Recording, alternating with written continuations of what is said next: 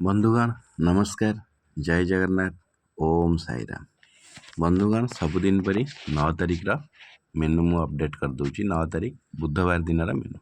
बुधवार दिन आप प्लेन मिल रे गोटे राइस पाइबे। बढ़िया राइस गोटे जो 80 टंकार मिल रे राइस गोटे पाइबे आ डालमा गोटे बढ़िया डालमा गोटे पाइबे आ तरकारी। बंधुगण बुधवार गोटे आलू पोटल कुर्मा हम। बढ़िया पोटल आलू कुर्मा गोटे हम तरकारी पोटल आलू कुर्मा आ खट्टा। बंधुगण गोटे दही बैगन पाइबे फुटण पड़ी शुखिला लंका पड़ी छुंक मराई हम। दही बैगन गोटे आ पायस खीरी गोटे पाइबे। आप 80 टंका मिल रे गोटे अन्न गोटे डालमा गोटे पोटल कुर्मा गोटे दही बैगन गोटे खीरी गोटे पाइबे 80 टंकार मिल रे। आपन एटी बसिकी खाइले 80 टंका पार्सल 80 टंका पार्सल चार्जेस किछि निया हुएनी। आपन चाहिले पत्र नहीं पारे पार्सल रे जो नहीं पार्सल आराम से खाई पारे। आ जो स्पेशल मिल बंधुगण 100 टंकार मिल आमर रोची राइस बदल में आप गोटे पलौ राइस पाइबे। राइस बदल में पाइबे पलौ राइस। आप चाहिए काउंटर में कहीकि राइस भी नहीं पारे पलौ राइस एवं आ गोटे एक्सट्रा आपंकर पनीर मिक्सचर आड हो सागर।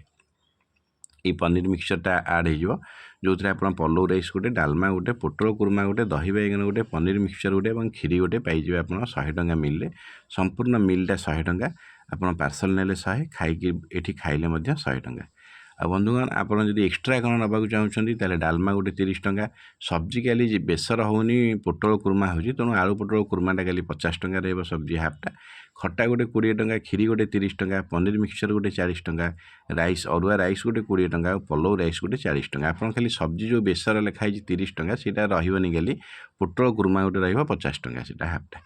आ बंधुगण जानते आमर ए दुईटा आड्रेस रोचे गोटे है कटक रोड साई मंदिर ओल्ड स्टेशन स्क्वायर आ गोटे Trinath Mandir Ashok Nagar unit 2 near old bus stand.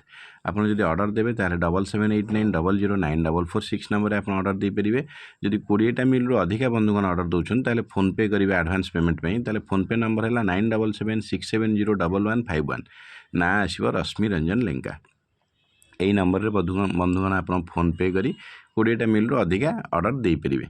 बंधुगण जब ऑर्डर तो देवे ताले नंबर देखिले 7789009446 नंबर आप ऑर्डर देवे फोन करी आपंकर रही जाइथिबा ऑर्डर पार्सल रेडी है।